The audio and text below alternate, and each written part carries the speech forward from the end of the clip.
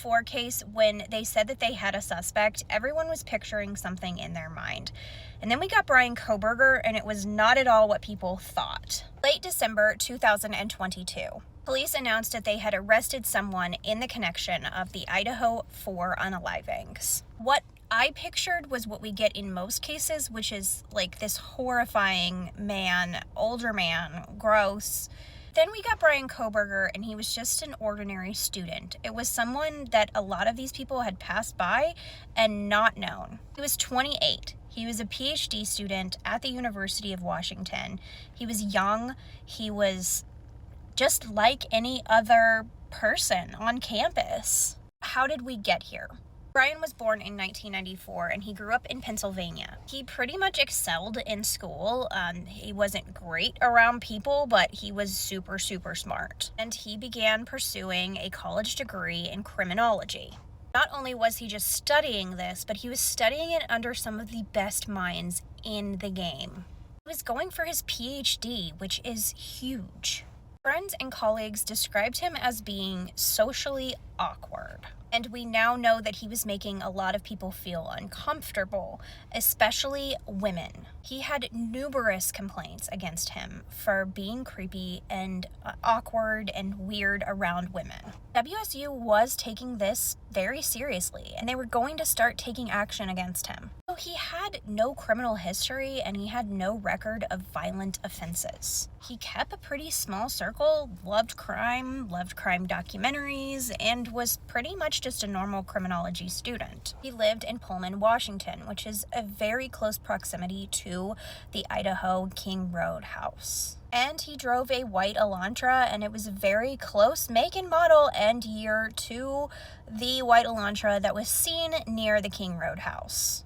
And we now know that his phone did ping near this King Road house, not only the night of the crime, but also a bunch of nights leading up to it. We don't believe that he had any direct connection to the victims that were inside the house, but he could have, because not only social media, but these two universities are so close in proximity that there's a lot of overlap in students hanging out with other students. And after it came out that he was a criminology student, people really went after his love of crime. Which, let's be honest, my search history is probably not great because I make these videos for you. They really went after the fact that he did a lot of searches on crimes and criminology before the crimes happened and after. He even asked a lot of questions on online forums about how perpetrators felt doing crimes. So a lot of people wondered, is this him just surface level being interested in crime, or was this something deeper? I think it's just putting the pieces together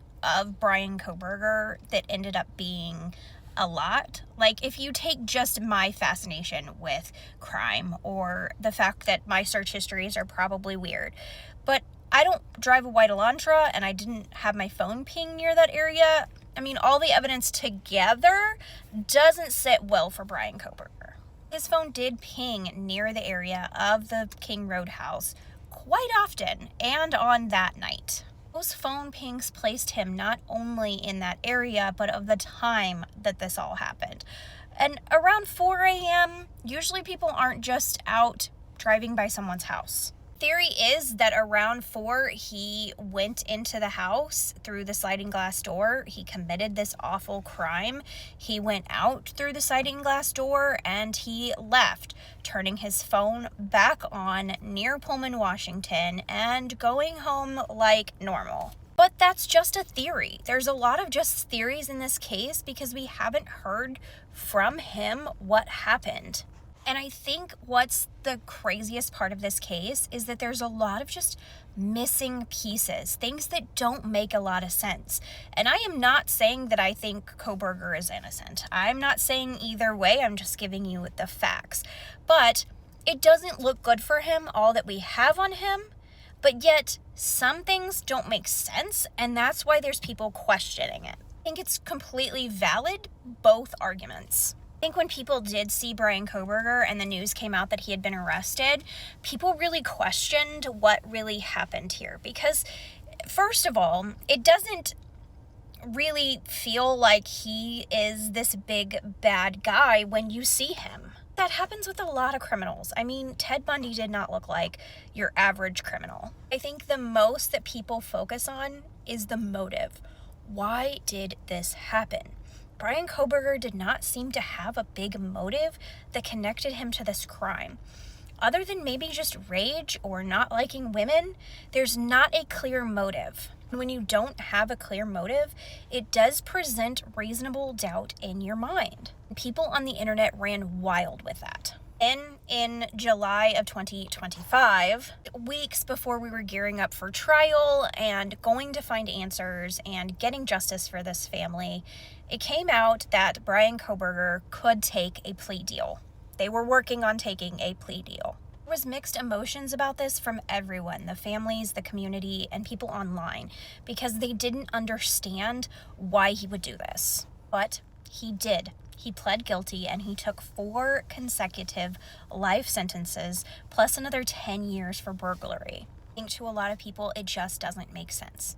And I don't know if it ever will.